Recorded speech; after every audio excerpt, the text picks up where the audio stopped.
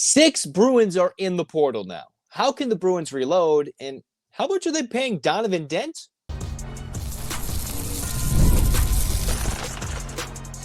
You are Locked On UCLA, your daily podcast on the UCLA Bruins. Part of the Locked On Podcast Network, your team every day.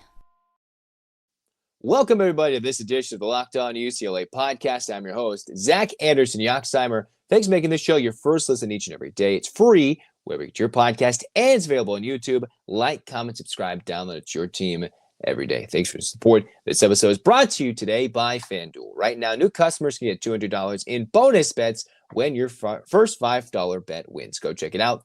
Where we get started today, the portal keeps portaling for UCLA. A year after Cronin brought in 6 via the transfer portal, we've seen UCLA have 6 players enter the transfer portal. 6, count them.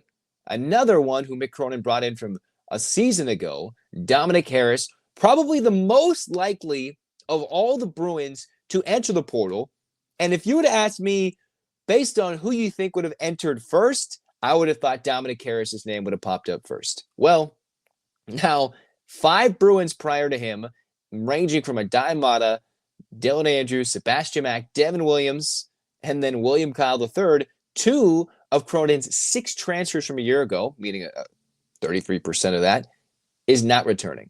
Now, this is a guy that, of course, is not going to make headlines for UCLA for leaving, considering Cronin had him in the doghouse all year. Harris, in his entire season, played 81 minutes, 15% from the floor, 11% from 3, averaged a point per game, and did not play a game since the end of January, where he played 3 minutes in a UCLA blowout victory against Oregon.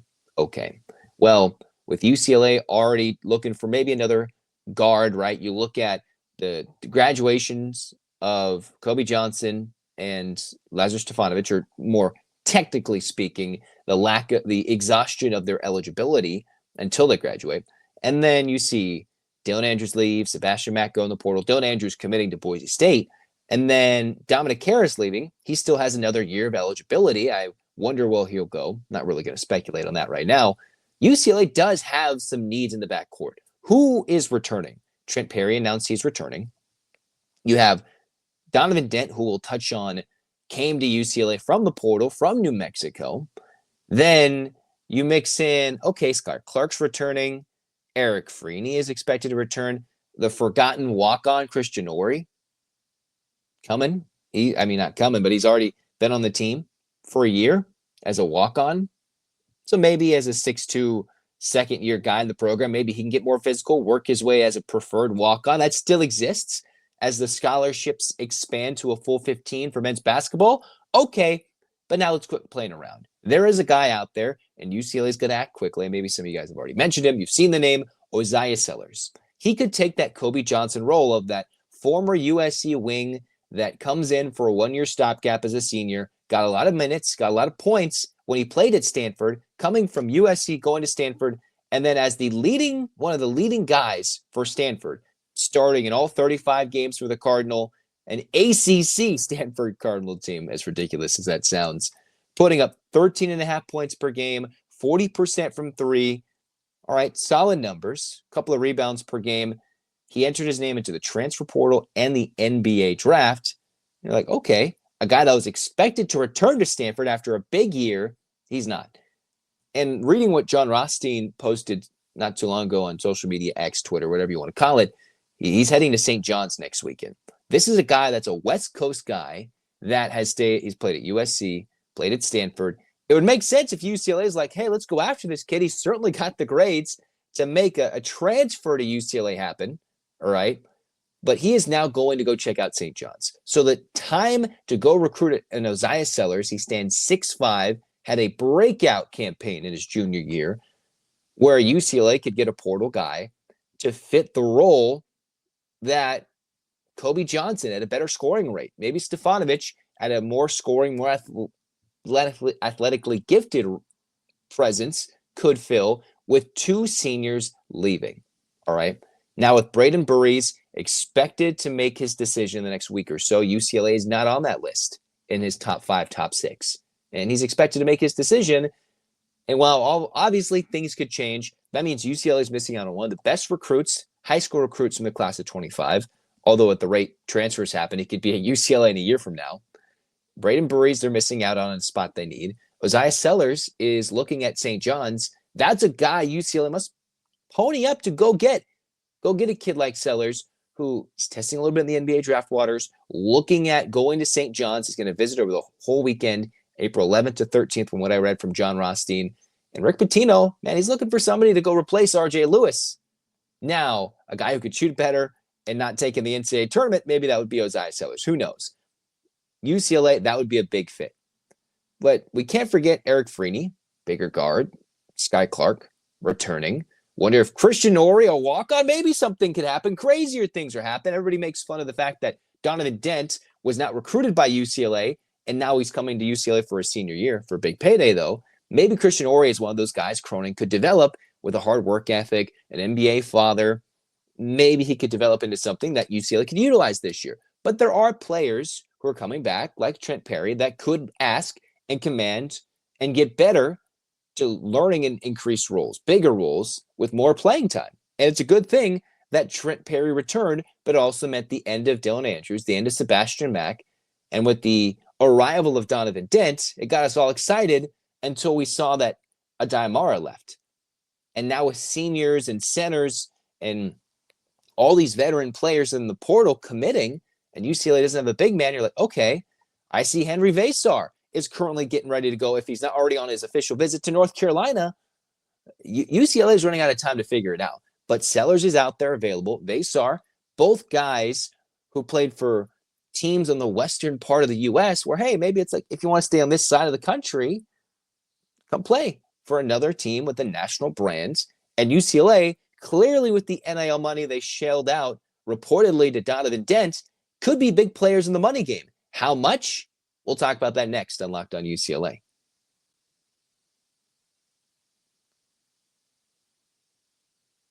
If you're still reeling from daylight savings sneaking up on you, well, maybe you're still feeling that lost hour sleep, or you just haven't gotten used to it, right? Days longer, like more time, more fun. 5-hour energy's got your back. The extra sunshine, that means time for more fun, but you need that little boost to power you through until you get all your energy back. So you've been staying up late watching all the NCAA tournament games, squeezing in that extra round of golf, or just trying to keep up with a long, busy day. 5-hour energy gives you that quick, refreshing pick-me-up whenever you need it, all right? With longer days, you can go outside for a hike, go for a run. Tropical Burst is a go-to potentially for your quick boost. So head over to 5hourenergy.com. That's the number 5hourenergy.com to find over 15 flavors from watermelon, blue raspberry, and peach mango. You can even build your own 12-pack or 24-pack delivered right to your door. You need one now? Grab a 5-hour energy shot at your local grocery or convenience store. They're everywhere. Stock up today and stay energized. All right, cruising on to the second segment for Locked On UCLA. As I teased before that last little mini break, UCLA, they get players in the money game. So if it's coming down to, oh, can this guy get a couple extra 100,000, which is, first of all, crazy that these guys are making 6 figures to play, let alone 7 figures in some cases, multiple millions. And while it's probably been, it's like a worst kept secret, reading from the Santa Fe New Mexican, all right, a paper that obviously covers New Mexico basketball.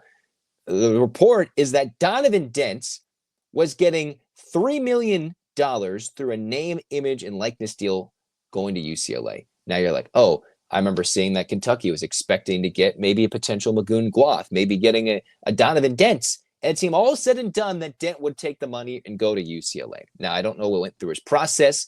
Did he want to be at home in SoCal and wear the UCLA blue and gold, wear those iconic UCLA jerseys? Now there's the story of, under-recruited, developed, going to UCLA and the Bruins bottom. Well, it's okay, but if we don't forget, New Mexico's head coach left to go coach in the Big East. So it's not like he was returning to the same program with the same coach that he would have had these last few seasons if he stayed. That's not what would have happened. Pitino went up, he leveled up. That's baby Pitino, right? And then he went to Xavier. Now, that left Dent with, okay, where does he want to go? Does he want to test pro ball? Does he want to make a lot of money prior to his senior season and then go test NBA draft or whatever that looks like for him post his collegiate playing career. But reading what the Santa Fe New Mexican says about, man, it's apparently these sources from this paper says Dent has a $2 million payment up front. So right now, stack of cash that UCLA, their NIL collective, however they're able to make it work, can just hand up. And then they're going to give an additional $1 million during the season. Not exactly Dodgers deferred payments, but in a sense, it's like, here's your signing bonus. And they're not exactly deferring it, but the rest of the money is going to come during the season, right? To be like, hey, come get yourself to UCLA. A SoCal kid from Riverside, one of the 9 New Mexico players that entered the portal. But just think, 2 years ago, in the last podcast, I talked about Mick Cronin, who spent the entire offseason talking about how the Dodgers signed all the free agents and the Cincinnati Reds wanted some too. Kind of playing that old Ohio angle, old Cincinnati angle. Like, yeah, like, we can't, we couldn't get anybody. A year later, they're able to get 6 guys.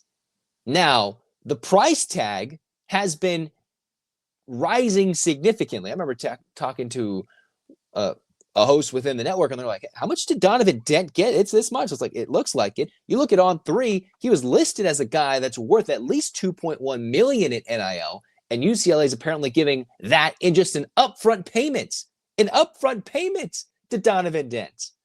$2+ million, around $2 million, according to the Santa Fe New Mexican. I've heard that number thrown out multiple times. And now he's getting upwards of $3 million.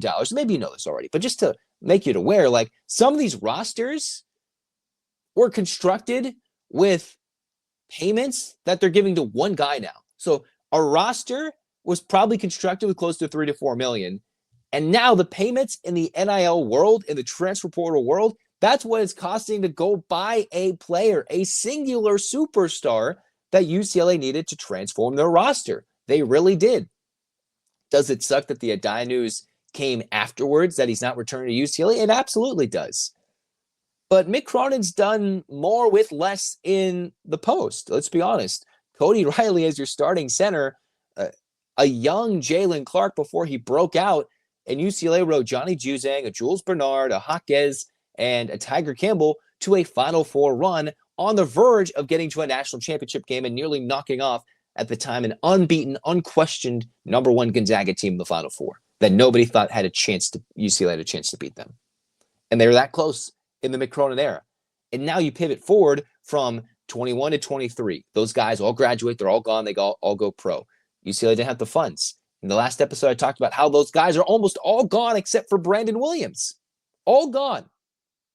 30% of last year's incoming transfer class is all gone. And they probably didn't commit. I don't have the numbers in front of me. I don't know. But like, you can't envision that all those guys added up to as much as Donovan Dent is getting, reportedly. Reading from the Santa Fe New Mexican, I've heard that $3 million number thrown out. I don't know the specifics. I think Mick Cronin was asked earlier in the year about specifics. He's like, you don't know. These are like backroom, unknown deals that we don't really understand what they are in every single case, right? Even UConn's women's basketball coach, Gina Ariema, talking about every single player is a free agent every year, almost every day, once the portal opens, and they can enter as many times, go to as many schools as they want. It's crazy, it's ridiculous, but it's the reality. Now, the question is, if you're paying Donovan Dent that much, what are you getting if you're trying to bring players to UCLA? Because you got to secure the return of a Bilodeau, a Clark, and Eric Daly Jr., right? And of course, other guys, I'm probably forgetting off the top of my head, Trent Perry. Where do these other guys mix in for UCLA as to, who's going to return? Well, you got to get those guys. Maybe they get a boost, a raise, if you will, or maybe a readjusted NIL, not salary, but deal. And then where does this money go? They obviously have the money, but did they spend it all on one guy? I'd like to think they have enough to go get whoever they want, but the timing of Edney leaving is what's almost the most critical point. Maybe less so than the rumors, maybe less so than him just actually leaving, but the fact that when the portal opens, and if you sit on it for a week, these are guys that have been on teams in the tournament, and then a couple days later, they're going elsewhere and already committing and changing rosters for a season months before we're even ready. Like, we're not even more than half a year away before the next season starts. More than half a year. And this is the week where things get done, right? A la Hamilton, right? In the room where it happens. Well, nobody is in the room where it happens, right? Aaron Burr wanted to be in the room where it happens. Oh, doesn't seem like anybody is, but they're making these deals. Can UCLA be in the room where it happens to go get to post big? Because Magoon's going back to San Diego State. Other guys are like Nick Davidson. He's going elsewhere. I think that Clemson is what I said before. They got to go get somebody. Vasar is getting heavily recruited by North Carolina. So that's another blue blood. UCLA is going to have to out-recruit to go get a potential big-time star, or maybe not big-time star, but a big man in the portal with some potentially big-time chunk of cash. Because North Carolina, they don't have that Armando Bacot. They did not have that last year. They were undersized. And UCLA, for the most of the season, played undersized. And once they played with some size, started winning a lot more. Coincidence? I don't think so. Bruins got to get something, and Dent's making a lot of money. Do they have enough? I would like to believe so, but they paid a hefty price to go get Donovan Dent. Next, we're going to talk about what's it been like these last 30 years. 30 years to the day that I post this podcast that UCLA won their last national championship. Let's revisit it. Let's go over some stars, of course, some big moments. But the game itself, they beat Arkansas. And we'll talk about, okay, the 30 years since here on Locked On UCLA.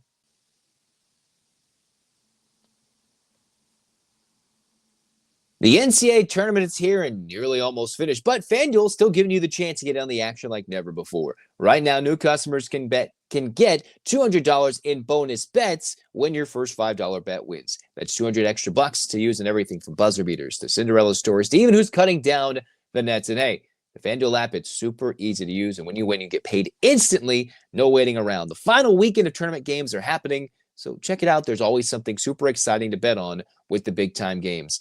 So visit FanDuel.com and get on the college hoops action all tournament long. The NCAA tournament is here, and so is the Bracket Breakdown. Locked On Podcast Network and Amazon Fire TV channels are teaming up to deliver NCAA tournament coverage like never before. Watch studio shows featuring former players and Locked On's local experts as they guide you through every upset, buzzer beater, and bracket matchup. Stream it all for free on Amazon Fire TV channel. Search Bracket Breakdown to see it all for free. It's your team every day.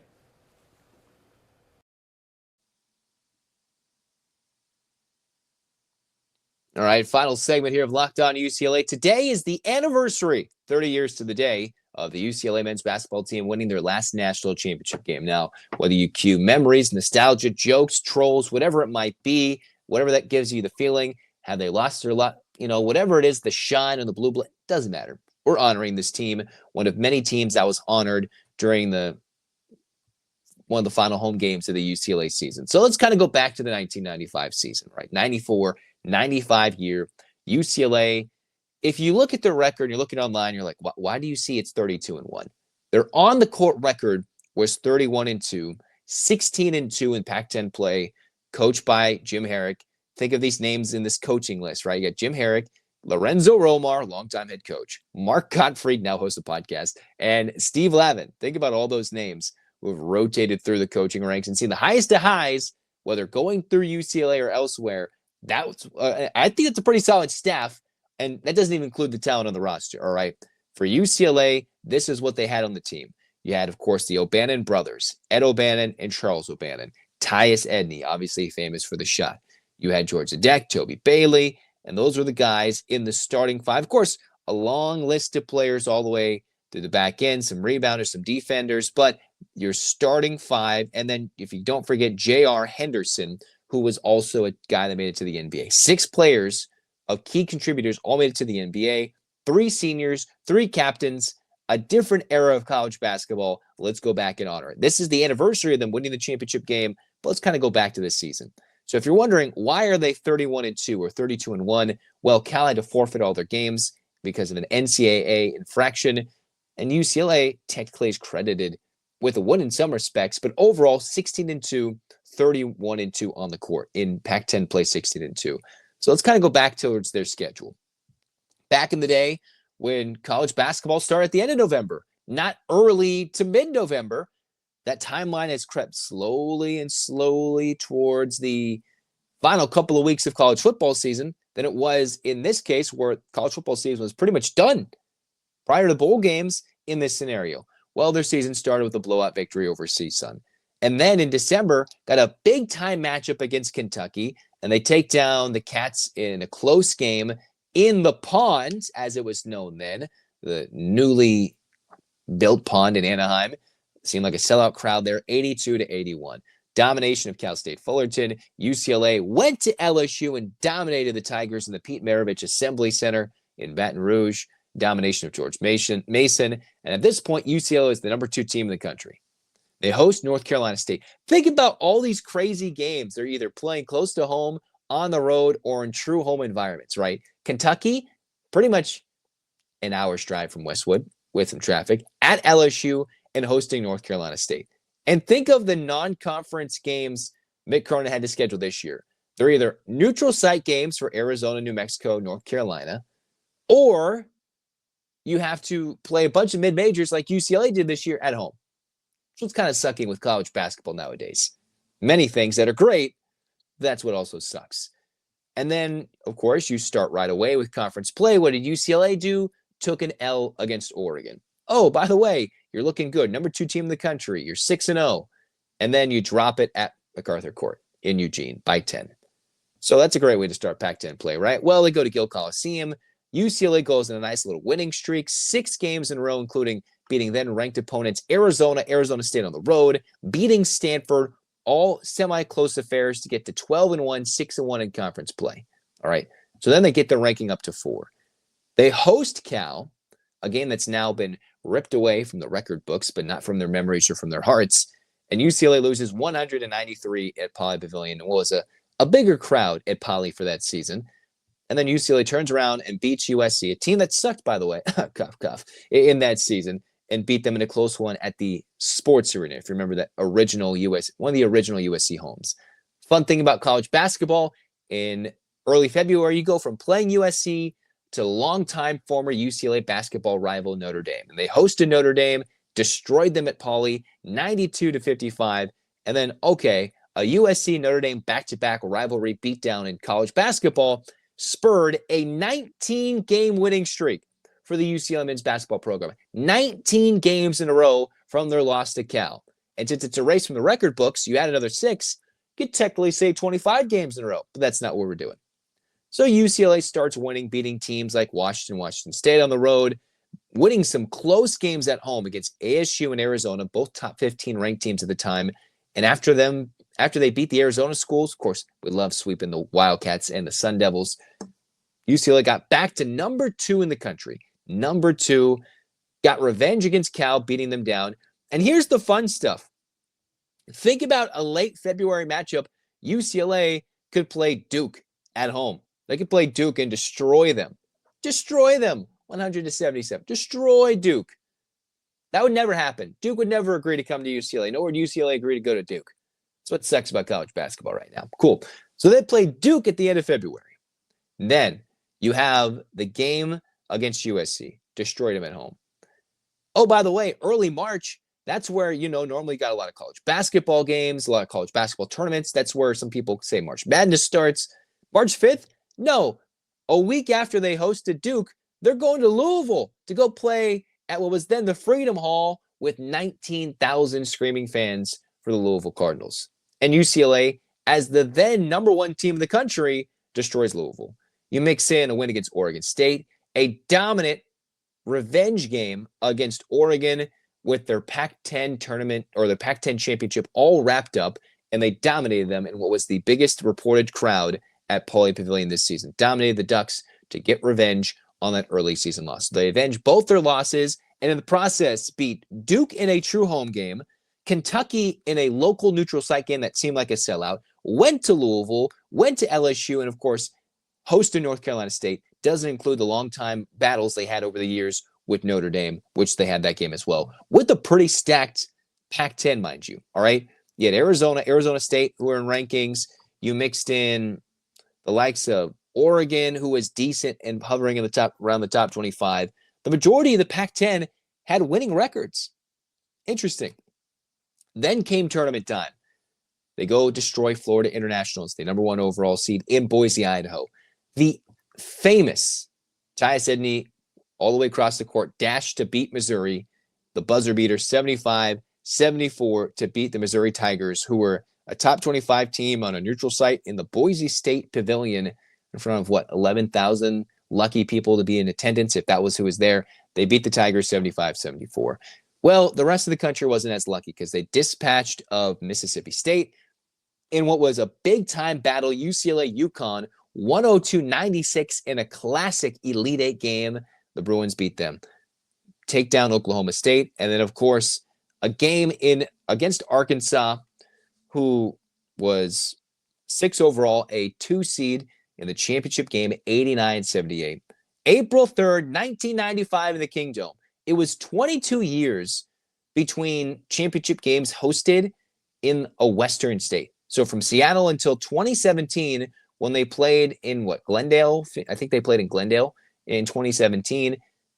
The attendance was only 38,000. That's because they play in the Kingdome and not like the old school. Now what they do now, they play in football stadiums and just have crazy big attendance numbers.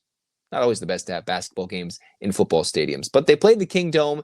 Of course, the Mariners, all that. Cool. UCLA beats them 89-78. It's one of those memorable teams that's like, okay, man, goodness gracious. What was so memorable about this championship game that was played in 1995? All right. Well, UCLA was favored by 3 points. All right. They led 40-39 at the break, and the superstar, Ed O'Bannon, excuse me. Of course, we know the O'Bannons for now what's turned out to be the NIL crazy world that we all now live in, but name, image, and likeness. Ed O'Bannon with 30 points and 17 rebounds. All right. We've talked about iconic championship game performances. Bill Walton is clearly number 1, but Ed O'Bannon has to be at least in the short list behind Bill Walton for one of the best UCLA championship game performances. Can't be the best because Bill's was utterly superior and dominant. But in the last championship game, Ed O'Bannon, 30-17, most outstanding player. Okay, Cameron Dollar played a lot of minutes for UCLA because Tyus Edney, if you forgot, got hurt and missed the final 37 minutes of the game. Edney got hurt and did not play in the majority of the championship game. Had a big lead, the Bruins did in the first half, and then UCLA held the lead and eventually won by 11, 89-78. No pig suey. No. More poo-pooey. Get out of here. Cool, right? UCLA dominated the Razorbacks in the second half, and that's without one of their biggest stars, Tyus Edney. We talk about the shot. We don't talk a lot about him not playing in the championship game because he was hurt, because he had one of the greatest shots in tournament history leading to a UCLA championship run. But the Bruins had to use their depth without one of their star guards to go beat the Razorbacks. And they played well. So you got to give Cameron Dollar his 36 minutes with 8 assists and 4 steals to fill in for the senior star to win the national championship game. Last time in the last 30 years, UCLA's won it. Still trying to remain that blue blood that they are. Not once were, are, despite what all the haters say. Still are a blue blood, but you got to go win a natty. It's been over 30 years. By the next time they'll win one, maybe 25, 26 can be that year. They got Donovan Dent. They've paid a hefty sum. You combine 30 years ago with the guys who are semi-responsible for the NIL world we are in today. But UCLA now is realizing, hey, we can go command and get a $3 million deal for Donovan Dent. The whole full circle moment. And we celebrate that team 30 years to the day, April 3rd, 1995, national champions. Beat those pesky Arkansas Razorbacks. Yeah. Hands up, Bruins fans. Next time I talk to you, we'll be talking UCLA women's basketball with some keys and notes in their Final Four matchup against UConn. We'll have more transfer portal notes for the men. We'll have some spring practice thoughts. And, of course, a reaction to the UCLA women's game in their first ever Final Four game against UConn. First time in the NCAA era of women's college basketball that they play in a Final Four game. And, oh, by the way, Corey Close, AP Coach of the Year. Another Coach of the Year award for Corey Close. We'll get more on that when we do a UCLA women's basketball specific episode.